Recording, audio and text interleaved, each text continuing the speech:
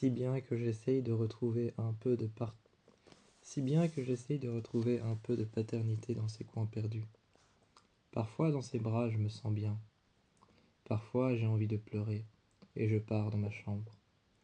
Je m'enfuis sous mes draps, je m'enfuis sous mes draps, je m'enfuis sous ma couverture. Je me couche sur mon matelas. Je regarde le mur et je profite de sa froideur.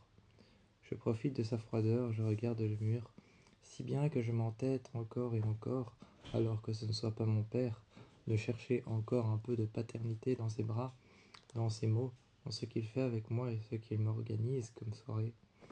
Les soirées qu'on passe à deux me font un réel plaisir, un réel bien. Je me souviens de son regard vers le mien, de la place qu'il me faisait sur le canapé, si bien que je continue à essayer de chercher mon père à travers ses bras aimants. Je le regarde comme s'il l'était réellement. Mais il ne l'est plus. Il n'est plus ce père. Il est simplement mon beau-père. Je l'aime et je l'admire. Je l'aime et je l'observe. Je reste avec lui. Mais à travers lui, je cherche une figure paternelle. Quelqu'un qui pourra prendre soin de moi. Quelqu'un qui ne disparaîtra pas au premier regard. Quelqu'un qui resterait près de moi. Il pourrait devenir cette personne si je le décide. Il pourrait devenir cette personne si j'en ai envie. Lui, je le sais, qu'il en a envie. Si bien qu'il ne parle pas ma langue, et si bien que moi je ne parle pas sa langue, je sais que nous deux, nous avons envie de devenir l'un comme l'autre. Moi, son beau-fils, et lui, mon beau-père. Ça se voit, ça s'entend dans nos échanges. Ça se voit, ça s'entend dans nos échanges, dans notre manière de parler et de communiquer, aussi bien verbalement que corporellement. Je le regarde et je reste avec lui. Quand je le regarde et que je reste avec lui, je me sens bien. Je m'y sens bien près de lui. Chaque soir, quand je rentre et que je suis dans le bus, je m'attends à avoir une surprise à la maison. Il est dans la cuisine et il me prépare un repas. Je le regarde, il me prépare un repas. Il est dans la cuisine. Il met la table et il installe la table tous les jours en me regardant. À côté des assiettes, il installe le baffle. Il ouvre la fenêtre et on s'assied tous les deux l'un en face de l'autre. Je discute et je regarde son regard qui me regarde. Il me scrute de haut en bas, un peu comme s'il cherchait les réponses de ma journée, sur mon corps. Et moi, je reste là à bafouer de tout et de rien. Je lui parle, en restant là à bafouer de tout et de rien. Je lui parle et je continue à lui parler. Si bien qu'il ne parle pas français, je continue à lui parler français.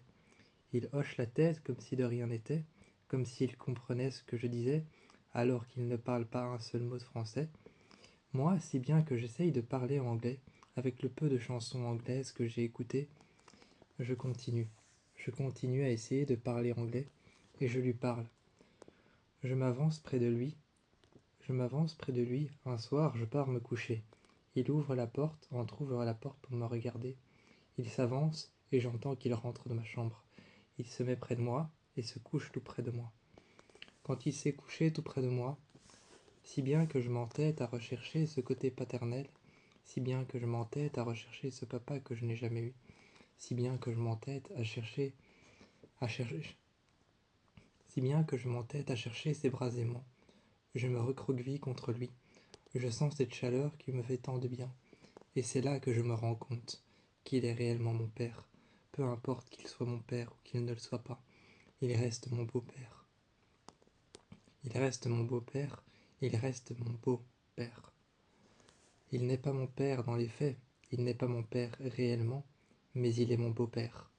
Il est celui que je chérirai toujours comme étant mon deuxième papa. Il est venu près de moi cette nuit-là, s'est mis tout contre moi et a dormi avec moi. Il a attendu que je m'endorme, et une fois que j'étais endormi, il est reparti. Il a dormi dans le canapé pour me faire de la place et de l'espace. Le lendemain, j'ai été le voir et je l'ai réveillé. Je me suis mis cette fois-ci à mon tour contre lui.